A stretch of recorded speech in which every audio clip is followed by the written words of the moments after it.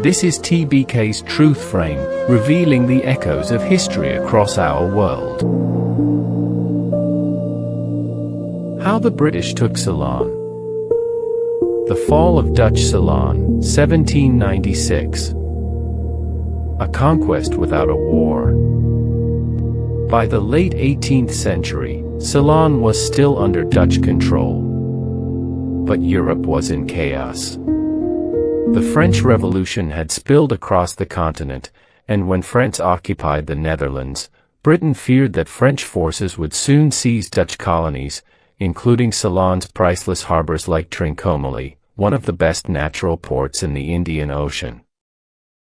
Instead of launching a bloody invasion, the British used intrigue. According to historical accounts, the Dutch garrison in Colombo consisted largely of Swiss mercenaries. A British agent, Hugh Cleghorn, secretly traveled to Switzerland and bribed their commander to abandon the Dutch. The order to withdraw was smuggled into Ceylon inside a Dutch Edam cheese. When the British arrived in 1796, the Dutch surrendered almost without a fight. Ceylon was now under British control, at least the coasts. But the interior highlands were still ruled by the Kingdom of Kandy, fiercely independent and deeply suspicious of all foreigners. The British and the Kandyan Kingdom, suspicion, war, and betrayal. First attempt, the disaster of 1803. The British wanted the whole island, not just the coasts. They believed unifying Ceylon would improve trade, reduce border tensions, and allow roads through the central mountains. In 1803, Governor Frederick North launched the First Kandyan War. It was a catastrophe. The British briefly occupied Kandy, but the Kandyan chiefs united behind their king and launched a devastating counterattack. The British garrison, 300 Europeans and 700 Malay soldiers, was surrounded. Most were massacred after surrendering, except for one corporal who survived 2 failed hangings and escaped in the night. The British retreated in humiliation. The turning point, internal divisions. Over the next decade, the Kandyan court descended into intrigue. Chiefs grew resentful of King Sri Vikrama Rajasinha's rule. The British exploited this division. In 1815, Kandyan nobles invited the British to intervene. The British marched into Kandy without resistance. The Kandyan Convention of 1815 ended 2,300 years of Sinhalese monarchy and handed the entire island to the British Crown.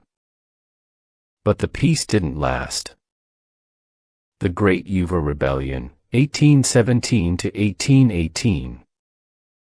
When the British began undermining Buddhist institutions and Kandyan nobility, the highlands erupted in revolt. The British crushed the uprising with brutal force, burning villages and depopulating entire districts. The rebellion's suppression marked the final consolidation of British rule. How the locals received the British. Low-country Sinhalese and Tamils, coastal areas. Many had already lived under Portuguese and Dutch rule for centuries. They initially welcomed the British because they abolished Dutch monopolies and slavery. Missionary activity and land reforms, however, later created tension. Kandyans, highlands. Deeply suspicious from the start.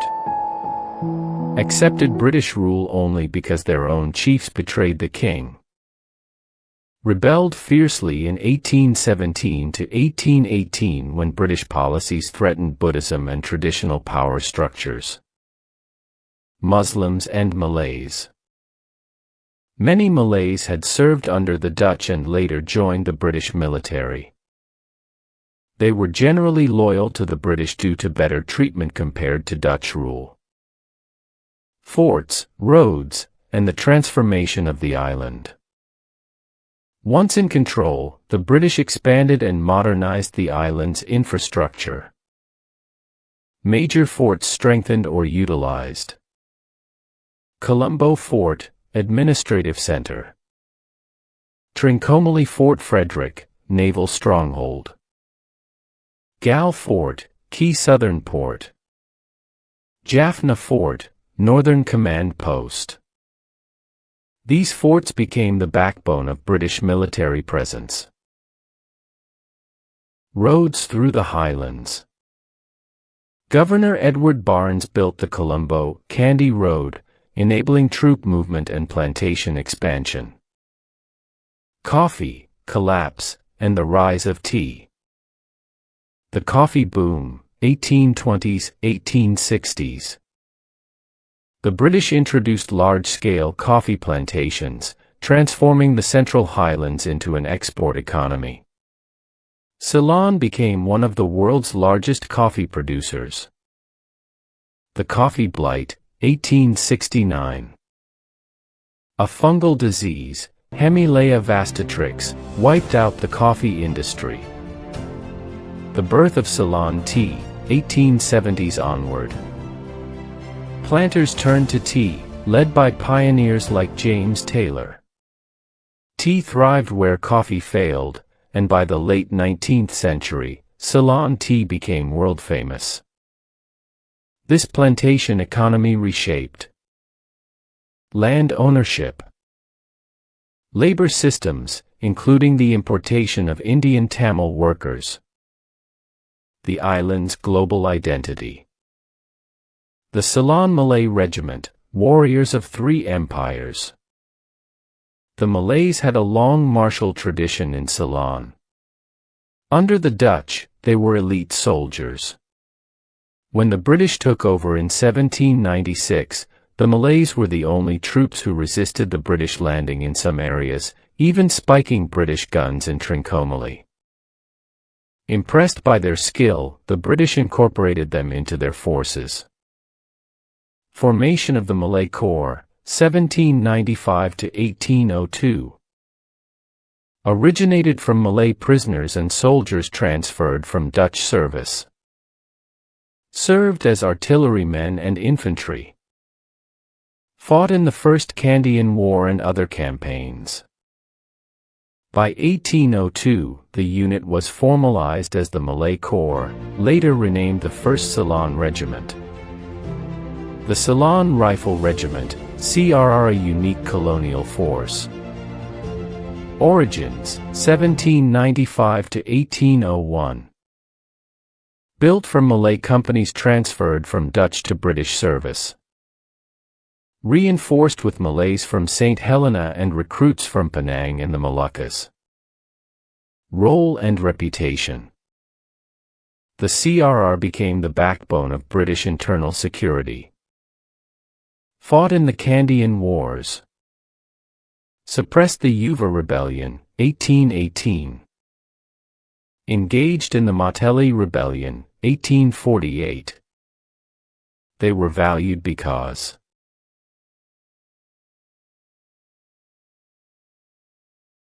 Malays had no allegiance to local kingdoms. They were skilled in tropical warfare. They were considered loyal and disciplined. Disbandment, 1873. As colonial stability increased and the British reorganized their forces, the CRR was dissolved. Its legacy lives on in the Malay community of Sri Lanka. Military traditions and place names like Rifle Street and Rifle Barracks in Colombo. Conclusion: the British transformation of Ceylon. The British takeover of Ceylon was not a single event, it was a slow tightening of control through diplomacy, betrayal, war, and economic transformation. They reshaped politics, ending the Sinhalese monarchy. Economy, creating plantations of coffee and later tea. Military, forming unique regiments like the Malay Corps and Ceylon Rifle Regiment. Society, altering land, labor, religion, and administration. British rule ended in 1948, but the political and economic structure they left behind was deeply unequal and unstable. According to Britannica, independence was handed to a small, English-educated elite whose values were irrelevant to the majority of Sinhalese and Tamil-speaking people. This mismatch, combined with colonial-era divisions, helped fuel ethnic conflict, labor unrest, and eventually civil war.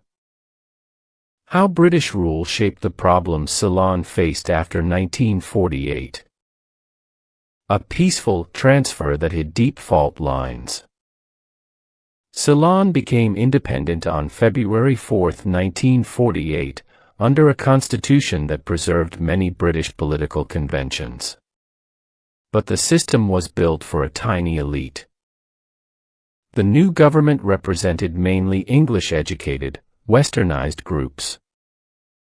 The majority, Sinhalese-educated, Tamil-educated, and rural communities, felt excluded from power. This created a democratic shell with colonial foundations, guaranteeing future instability. Ethnic divisions deepened by colonial rule. British policies had long divided communities.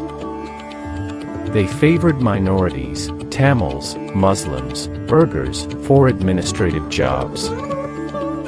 They empowered Kandyan chiefs differently from low-country elites.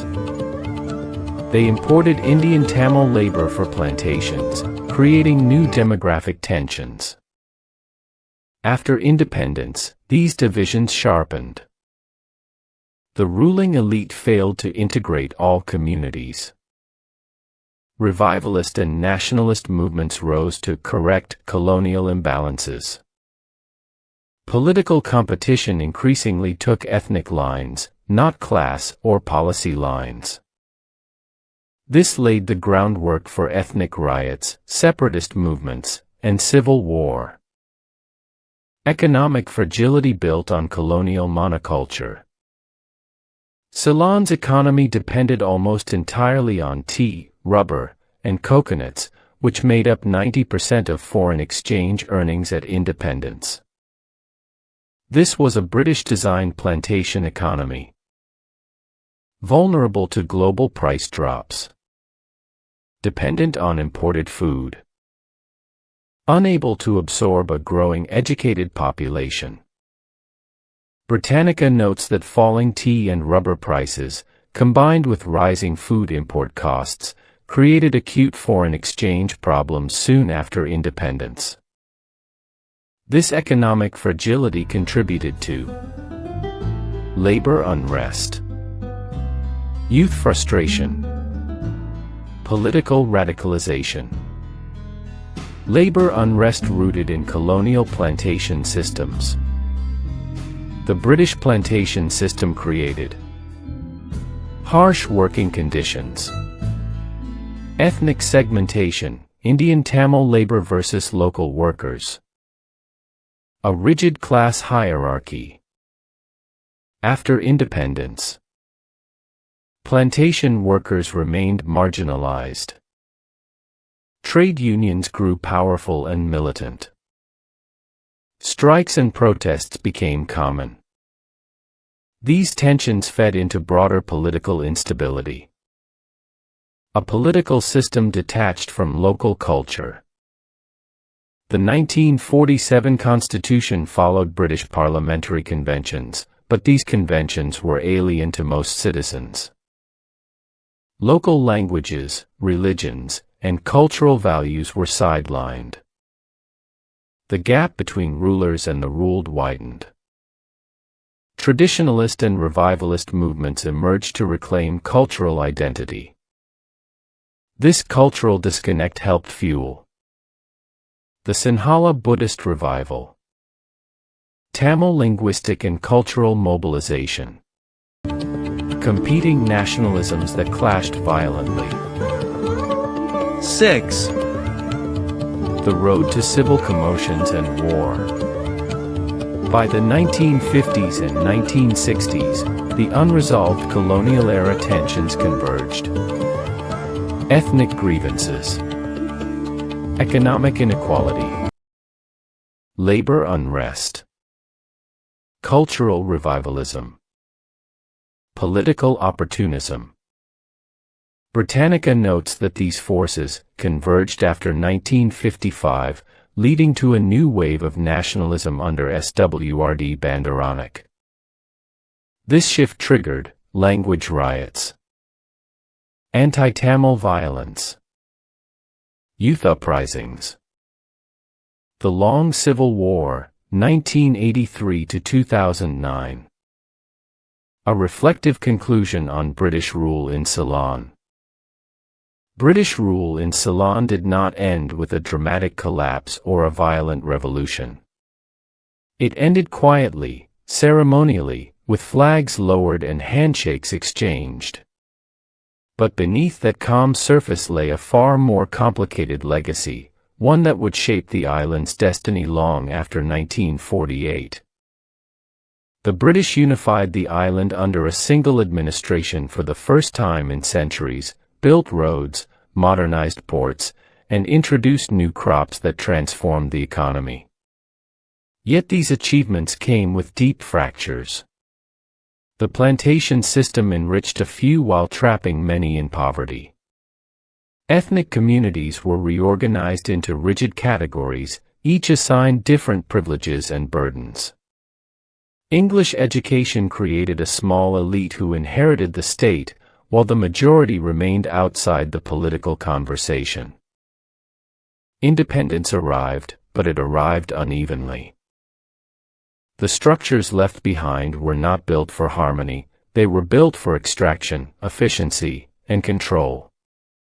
The island stepped into freedom carrying unresolved tensions, competing nationalisms, economic vulnerabilities, and a political system that mirrored British forms but not the island's social realities. These tensions would later erupt into riots, uprisings, and a civil war that scarred generations. And yet, the story is not only one of wounds. The end of British rule also marked the beginning of a long journey toward self-definition. Ceylon, later Sri Lanka, began to reclaim its languages, its cultural memory, and its sense of identity. The island's people, diverse and resilient, took on the difficult task of shaping a nation from the fragments left behind. In that sense, the British departure was not an ending but a threshold. A moment when the island stepped out of empire and into the uncertain, often painful, but profoundly human work of becoming itself. Thank you for stepping into this frame of truth. If this story moved you, share it forward and help restore the voices time tried to erase. Until the next episode, stay curious, stay compassionate, and keep the memory alive.